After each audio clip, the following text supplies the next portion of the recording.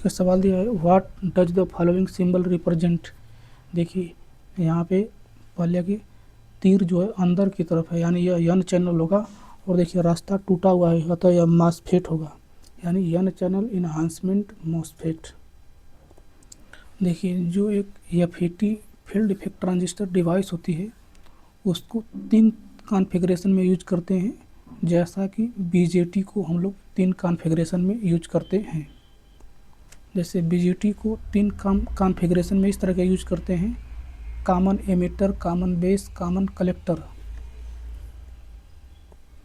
इसी प्रकार फेट को भी 3 कॉन्फ़िगरेशन में यूज करेंगे, common gate, common drain, common source. चलो, which of the following is the fastest switching device. तो सबसे फास्टेस्ट स्विचिंग डिवाइस होती है वह मॉसफेट होती है। इसकी स्विचिंग फ्रीक्वेंसी सबसे ज़्यादा हाई होता है।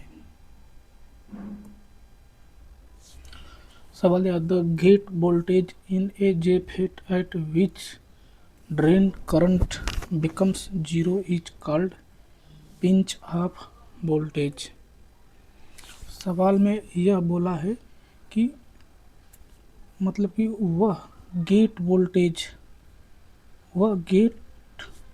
वोल्टेज जिस पर जो ड्रेन करंट है वह शून्य हो जाए, उसे क्या बोला जाता है, तो उसे पिंच ऑफ वोल्टेज बोलते हैं।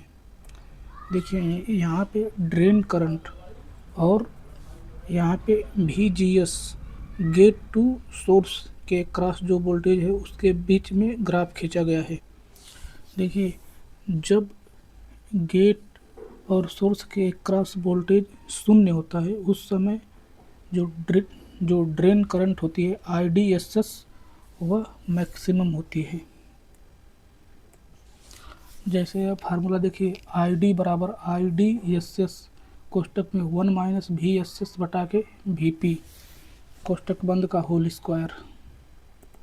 देखिए यहाँ पे VGS होता है, ID बराबर IDSS कोष्टक में 1 माइनस VGS बटा के VP कोष्टक बंद होल स्क्वायर। देखिए इस फार्मूला के हिसाब से जैसे जैसे VGS ऊपर वाले वैल्यू को बढ़ाते जाते हैं, वैसे वैसे IDSS का मान कम होता जाता है। और जब VGS का मान VP पिंच ऑफ वोल्टेज के बराबर हो जाता है, उस समय ID का मान शून्य हो जाएगा। ग्राफ में देखिए डिक्रीज होते हुए ग्राफ दिखाया गया है।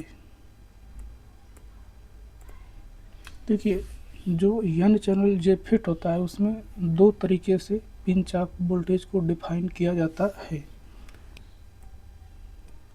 देखिए जो अभी वाला जिसका हम लोग व्याख्या किए हैं वह ट्रांसफ़र कैरेक्टरिस्टिक्स है, जो कि ड्रेन करंट और voltage across gate to source के बीच में ग्राफ खींचा जाता है। और देखिए दूसरा जो है ड्रेन कैरेक्टरिस्टिक्स है, जो ड्रेन करंट और वोल्टेज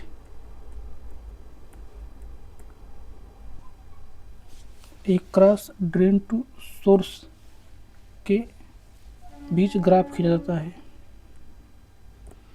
तो देखिए एक पिंच ऑफ वोल्टेज वह वोल्टेज होता है जो ड्रेन टू सोर्स के क्रॉस वोल्टेज के बारे में बताता है कि उस समय पिंच ऑफ वोल्टेज के बाद यदि वोल्टेज को बढ़ाएंगे तो जो वह सैचुरेशन रीजन में चला जाएगा। और दूसरा एक तो होता है जैसे गेट और सोर्स के क्रॉस यदि वोल्टेज लगाएंगे तो वह वोल्टेज जिस पर ड्रेन करंट का मान शून्य हो जाता है उसे पिंच ऑफ वोल्टेज बोला जाता है। दोनों का फिगर बनाया गया है, ध्यान दें। देखिए 2 पिंच ऑफ वोल्टेज है, एक तो VDS वाला और दूसरा VGS वाला। VDS वाले पिंच ऑफ वोल्टेज के बाद यदि वोल्टेज बढ़ाएंगे तो वह सैचुरेशन रीजन में चला जाएगा, लेकिन गेट टू सोर्स वाले वोल्टेज में पिंच ऑफ वोल्टेज से ज़्यादा वोल्टेज बढ़ाएंगे तो ड्रेन करंट का मान शून्य हो जाएगा। नीचे दिए गए जीनर डायोड रेगुलेटर सर्किट में सीरीज प्रतिरोध RS का मान क्या होगा जब IGT बराबर 10 मिली एम्पियर। इसका फिगर देखिए बनाया गया है।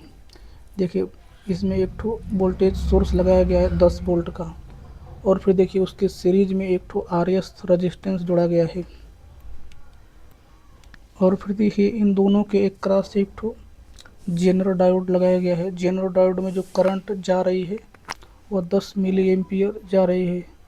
और फिर देखिए जो एक ठो लोड रेजिस्टेंस RL लगाया गया है, जिसका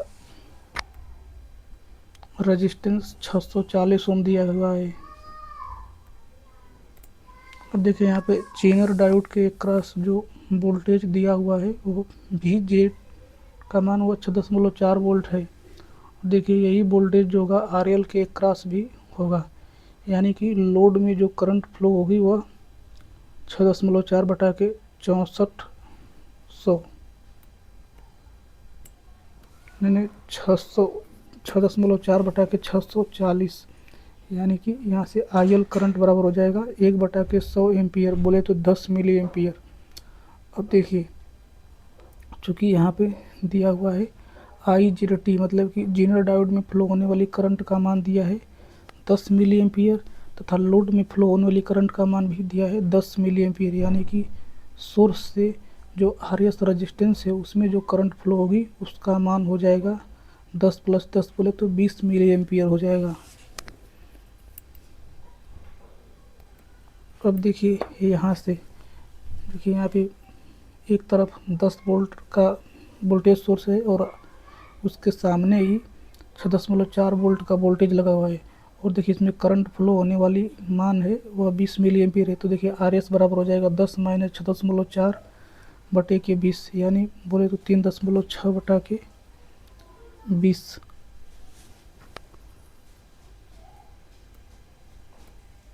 20 मिली एम्पियर। अब देखिए इसको हल कर देंगे तो आ जाएगा 180 ओम, यानी कि RS का मान 180 ओम आ जाएगा। कॉन्सेप्ट को ध्यान से देखें और सब हल कर देंगे, आ जाएगा आंसर। देखिए 4 तरह के एम्पलीफायर होते हैं। पहला क्लास A एम्पलीफायर, दूसरा क्लास B एम्पलीफायर, तीसरा क्लास C एम्पलीफायर, और देखिए एक तो चौथा एम्पलीफायर होता है जो क्लास A और क्लास B एम्पलीफायर के बीच वाला होता है, उसे क्लास AB एम्पलीफायर बोलते हैं। देखिए जो क्लास A एम्पलीफायर है वह 360 डिग्री के लिए कंडक्ट करता है। इसका मतलब क्या है कि क्लास A एम्पलीफायर में एक साइनोसॉइडल इनपुट, मतलब कि एक पीरियाडिक इनपुट देते हैं। तो देखिए जो आउटपुट हमें प्राप्त होता है वो पूरी की पूरी साइकिल के लिए प्राप्त होता है, मतलब पूरा का पूरा जो पीरियाडिक वेव फॉर्म होता है उन सब के लिए हमें आउटपुट प्राप्त होता है। पूरे के पूरे साइनोसॉइडल वेव के लिए हमें आउटपुट प्राप्त होता है यदि एंगल 360 अंश हो तो।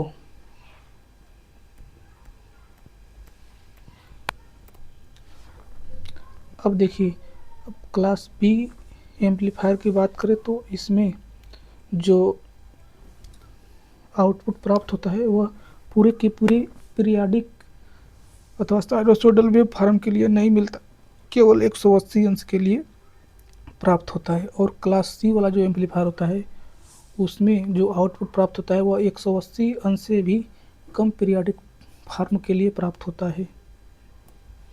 और देखिए जो क्लास AB एम्पलीफायर होता है उसमें जो आउटपुट प्राप्त होता है वह 180 अंश से ज़्यादा तथा 360 अंश से कम वाला जो वेव फॉर्म होता है उसके लिए प्राप्त होता है आउटपुट।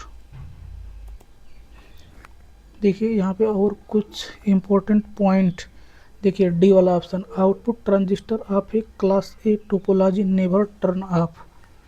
देखिए इसका कहने का मतलब ये है कि क्लास A एम्पलीफायर में जो आउटपुट ट्रांजिस्टर होता है वह कभी ऑफ नहीं होता है। तो यह बात सत्य है, क्योंकि क्लास A एम्पलीफायर में जो ट्रांजिस्टर होता है वह पूरे के पूरे 360 अंश के लिए आउटपुट प्रदान करता है।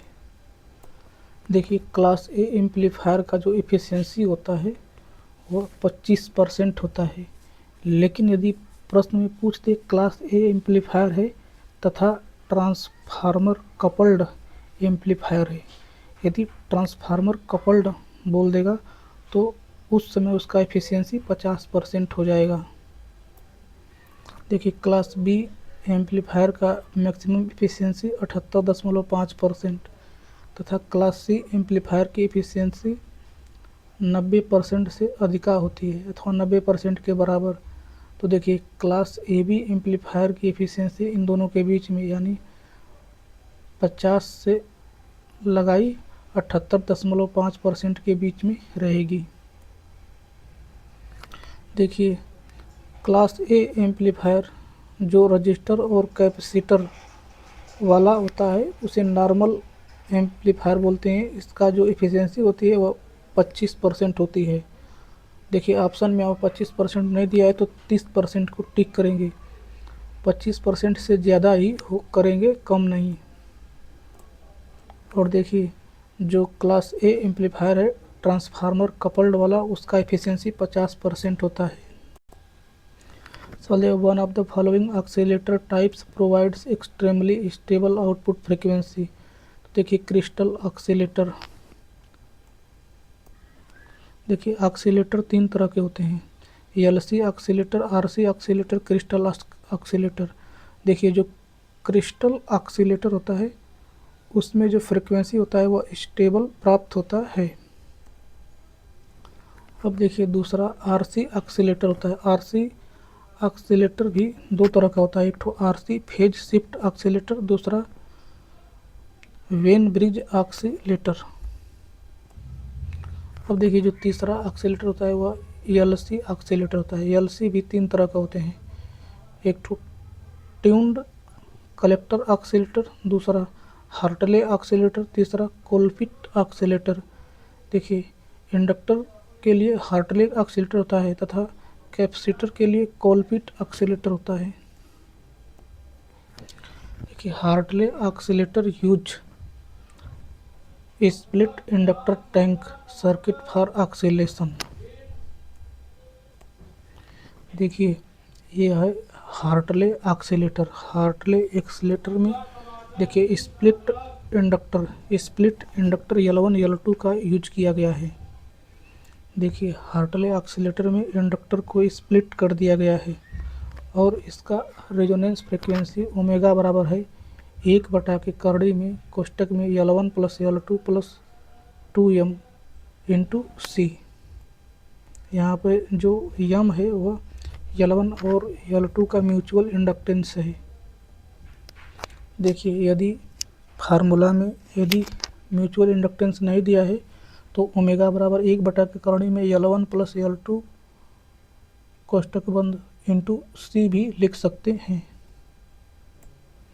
अब देखिए फ्रीक्वेंसी के टर्म में हार्टले ऑक्सीलेटर का फ्रीक्वेंसी बराबर हो जाएगा 1/2 पाई करड़ी में कोष्टक में L1 + L2 + 2m कोष्टक बंद इंटू सी।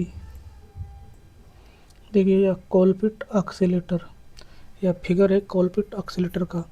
कोलपिट ऑक्सीलेटर में जो कैपेसिटर होता है उसको स्प्लिट कर दिया गया होता है, जो कि दिखाया गया है गोला में। अब देखिए इसमें ओमेगा बराबर होता है 1/करड़ी में L इंटू कोष्टक में C1 C2 बटे के C1 + C2 कोष्टक बंद। यहाँ पे जो C1 C2 इंडक्टर हैं दोनों को सीरीज में माना गया है, इसीलिए यहाँ का इक्विवेलेंट कैपेसिटेंस C1 C2 बटे के C1 + C2 लिया गया है। देखिए ऑक्सीलेटर क्या काम करता है, तो ऑक्सीलेटर एक वेव फॉर्म जनरेट करता है। देखिए जैसे sinusoidal wave, triangular wave, square wave, ये सभी वेव फॉर्म जो हम लोग बोलते हैं वह इसी ऑक्सीलेटर से ही जनरेट होती है। देखिए जो कंट्रोल सिस्टम में फीडबैक पढ़ते हैं वह देखिए अर्थात कि ये जो ऑक्सीलेटर होते हैं इनका जो फीडबैक होता है वह पॉजिटिव होता है। जो ऑक्सीलेटर होते हैं वे क्राइटेरिया फॉलो करते हैं, बार्कहाउज़ेन क्राइटेरिया। इसमें a into B is less than 1 होता है, a into beta is less than 1। यहाँ पे a जो होता है वह ए फॉरवर्ड गेन होता है तथा बीटा फीडबैक फैक्टर होता है। Which of the following statement is incorrect, MOSFET are slower than JFET, यह गलत स्टेटमेंट है। देखिए, स्विचिंग फ्रिक्वेंसी सबसे कम एससीआर का होता है, उससे अधिका बीजेटी का होता है, उससे बीजेटी से भी अधिका आईजीबीटी का होता है तथा आईजीबीटी से भी अधिका स्विचिंग फ्रिक्वेंसी मॉसफेट की होती है। मतलब कि मॉसफेट बहुत जल्दी मतलब कि ओपन और क्लोज होता है। देखिए, मॉसफेट की स्विचिंग फ्रिक्वेंसी 1 मेगा हर्ट्ज लगभग होती है। आईजीबीटी की स्विचिंग फ्रिक्वेंसी लगभग 50 किलो हर्ट्ज होती है तथा बीजेटी की स्विचिंग फ्रिक्वेंसी लगभग 10 से 20 किलो हर्ट्ज तक होती है तथा एससीआर की स्विचिंग फ्रिक्वेंसी 1 किलो हर्ट्ज तक होती है। देखिए, ओपीएमपी ऑपरेशनल एम्पलीफायर का देखिए ब्लॉक डायग्राम यहाँ पर दिखाया गया है। ऑपरेशनल एम्पलीफायर में 2 इनपुट होता है और 1 आउटपुट होता है।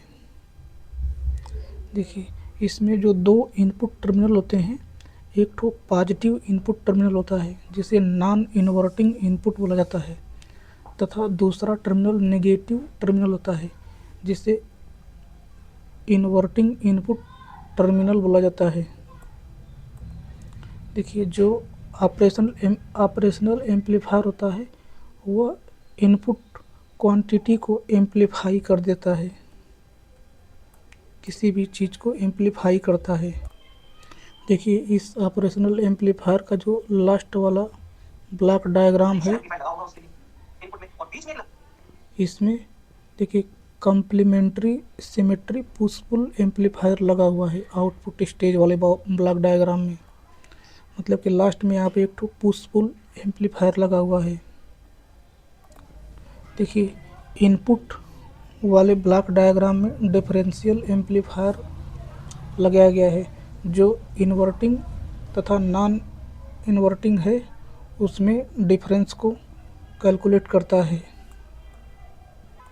और देखिए, आउटपुट स्टेज और डिफरेंशियल एम्पलीफायर के बीच में लेवल शिफ्टिंग स्टेज होता है या लेवल को शिफ्ट करता है। देखिए, यहाँ पे इनपुट स्टेज में डुअल इनपुट बैलेंस्ड आउटपुट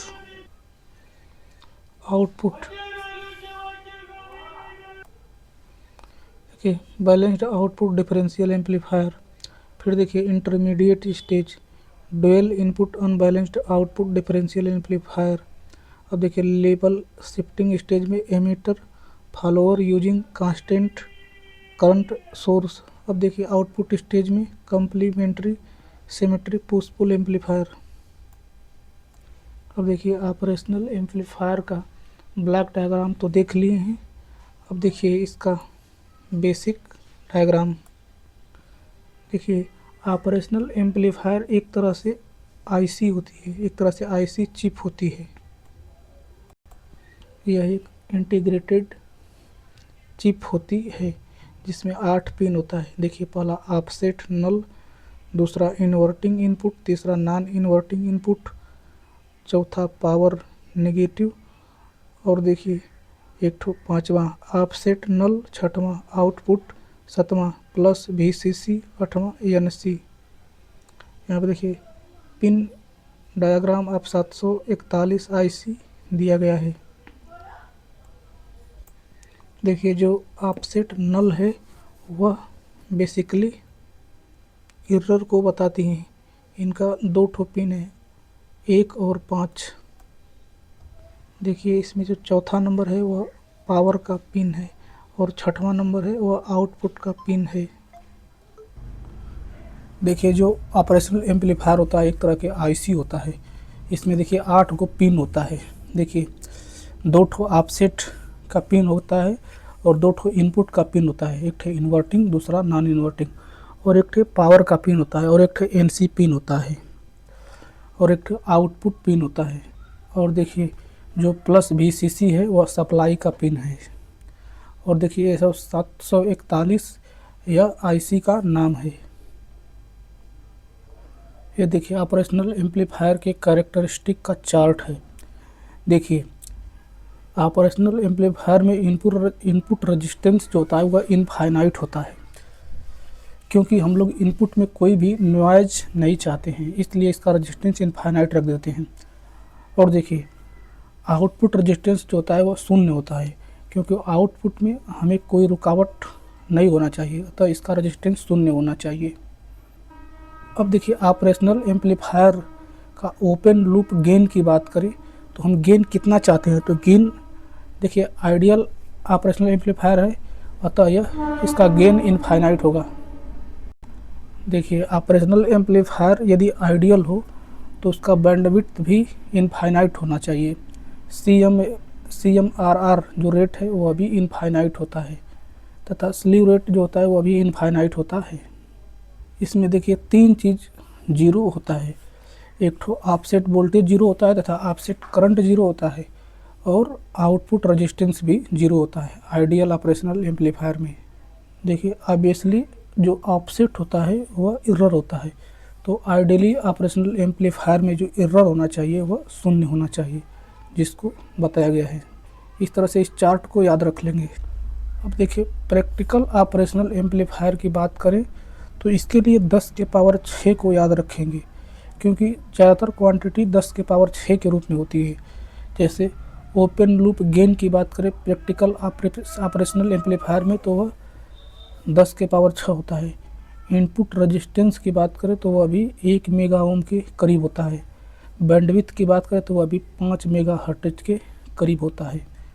और देखिए जो CMRR रेट जो होता है वह भी 10 के पावर 6 से 120 डेसिबल के बीच में होता है। देखिए स्लीव रेट की बात करें तो यह प्रैक्टिकल ऑपरेशनल एम्पलीफायर के लिए लगभग 100 वोल्ट पर माइक्रोसेकंड मानकर चलते हैं। देखिए इसमें ऑफसेट वोल्टेज बहुत कम होता है, लगभग 2 मिली वोल्ट के लमसम होता है, तथा ऑफसेट करंट भी बहुत कम होता है, 20 नैनो एम्पियर के करीब होता है। और देखिए इसका आउटपुट रेजिस्टेंस की बात करें तो यह 50 से 100 ओम के बीच में, मतलब काफ़ी कम होता है। देखिए अब देखेंगे जो ऑपरेशनल एम्पलीफायर है या कौन सा सोर्स है, तो देखिए इसमें रेड कलर से दिखाया गया है। ऑपरेशनल एम्पलीफायर के अंदर जो AVID है, यहाँ पे प्लस माइनस जो कि वोल्टेज है, और यह वोल्टेज से ही कंट्रोल हो रहा है, अतः यह voltage controlled voltage source device होता है। अब देखिए ऑपरेशनल एम्पलीफायर का आउटपुट यहाँ पे V0 बराबर दिया है A/VID। देखिए हम लोग गेन की बात करें तो गेन बराबर होता है V0 बटे के VD। यहाँ पे VD जो है इन्वर्टिंग इनपुट वोल्टेज V2 तथा non inverting input voltage V1 का डिफरेंस होता है, यानी कि VD बराबर V2 माइनस V1। तो गेन A बराबर V0 बटा के VD, अर्थात कि V0 बराबर A इंटू VD, जिसको दिखाया गया है हरे कलर से। V0 बराबर A इंटू VID बराबर A कोष्टक में V1 माइनस V2 कोष्टक बंद। देखिए ideal voltage transfer curve, the output can not exceed the positive and negative saturation voltage. देखिए जो ऑपरेशनल एम्पलीफायर होता है वह लीनियर रीजन में ही सिर्फ वर्क करता है। जो यहाँ पे रेड खाना खींचा गया है उसी रीजन में सिर्फ काम करता है। अब देखिए इससे आगे जब बढ़ते हैं तो इस समय यह पॉजिटिव सैचुरेट हो जाता है, तथा इससे जब आगे बढ़ते हैं तो यह नेगेटिव में सैचुरेट हो जाता है। देखिए वर्चुअल ग्राउंड कॉन्सेप्ट किसे कहते हैं, जब नॉन इन्वर्टिंग का वोल्टेज यदि इन्वर्टिंग के वोल्टेज के समान हो जाए तो उसे वर्चुअल ग्राउंडिंग बोलते हैं। V पॉजिटिव बराबर V नेगेटिव। देखिए golden rule about operational amplifier, operational amplifier mostly ideal operational amplifier, मतलब कि जो नॉर्मली जो एम्पलीफायर हम लोग पढ़ते हैं वे आइडियल होते हैं, मतलब कि उसमें ओपन लूप जो गेन होता है उसका मान इन्फिनिटिव तथा इनपुट रेजिस्टेंस का मान भी इन्फिनिटिव होता है। दूसरा concept virtual ground and virtual short applicable only ideal operational amplifier with negative feedback. देखिए वर्चुअल ग्राउंड जो होता है वह एप्लीकेबल होता है केवल आइडियल ऑप एम्प पर, तथा दूसरा जिसमें नेगेटिव फीडबैक हो। देखिए इसमें जो R2 रेजिस्टेंस है वे आउटपुट से नेगेटिव जो टर्मिनल है उस पर कनेक्ट है, अतः इसे नेगेटिव फीडबैक बोलते हैं। इसीलिए यहाँ पे देखिए R2 को हम लोग नेगेटिव फीडबैक कहते हैं। अब चौथा point, virtual ground and virtual short not applicable only positive feedback, open loop case, practical operational amplifier. Virtual ground concept दो कंडीशन में एप्लीकेबल होता है, पहला नेगेटिव फीडबैक, दूसरा आइडियल ऑपरेशनल एम्पलीफायर। अब देखिए बहुत सारे एम्पलीफायर सर्किट, इसमें देखिए पहला होता है इन्वर्टिंग एम्पलीफायर। इन्वर्टिंग एम्पलीफायर की मतलब होता है कि इन्वर्टिंग टर्मिनल पे इनपुट दिया गया हो उसे इन्वर्टिंग एम्पलीफायर बोलते हैं। देखिए यहाँ पे इन्वर्टिंग टर्मिनल जिसको नेगेटिव साइन से दिखाया गया है तथा जो यहाँ पे नॉन इन्वर्टिंग टर्मिनल है उसे पॉजिटिव साइन से दिखाया गया है जिसको ग्राउंड किया गया है। ध्यान दें, देखिए यहाँ पे जो इन्वर्टिंग टर्मिनल यानी नेगेटिव टर्मिनल है उस पर VI इनपुट दिया गया है।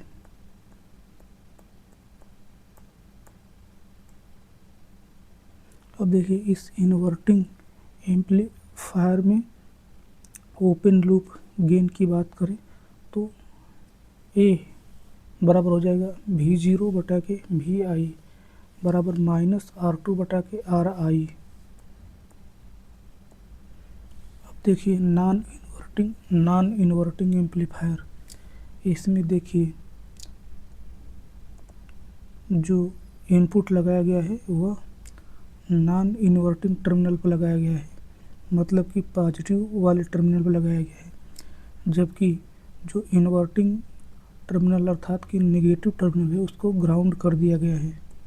ध्यान से देखिए अब इसका ओपन लूप गेन का फार्मूला होता है V आउटपुट बटा के V इनपुट बराबर 1 प्लस RF जो कि फीडबैक रेजिस्टेंस बटा के RI इनपुट रेजिस्टेंस।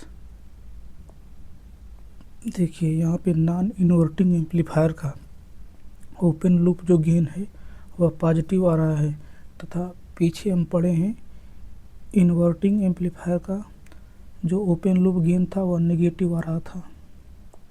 तो देखिए जब भी गेन पॉजिटिव आ जाए तो वह नॉन इन्वर्टिंग एम्पलीफायर होगा और जब भी गेन नेगेटिव आ जाए तो वह इन्वर्टिंग एम्पलीफायर होगा। यह जो सर्किट दी है इसे समिंग इन्वर्टिंग एम्पलीफायर बोलते हैं। इन्वर्टिंग समिंग एम्पलीफायर क्योंकि देखिए इसमें जो नॉन इन्वर्टिंग इस सर्किट में जो इन्वर्टिंग टर्मिनल यानी नेगेटिव वाला टर्मिनल है उस पर बहुत सारे इनपुट लगाए गए हैं, जैसे I1 I2 IN डॉट। अब देखिए इस सर्किट में सुपर पोजिशन थ्योरम लगाएंगे, मतलब कि जो V2 और V3 वाले जो इनपुट हैं इनको नेगलेक्ट कर देंगे, V1 को सिर्फ पकड़ेंगे और देखिए इसका जो है ओपन लूप गेन यानी A1 का मान निकालेंगे तो हो जाएगा V01 बटा के V1 बराबर -RF बटा के R1, अर्थात कि V01 बराबर हो जाएगा -RF बटा के R1 गुणे V1।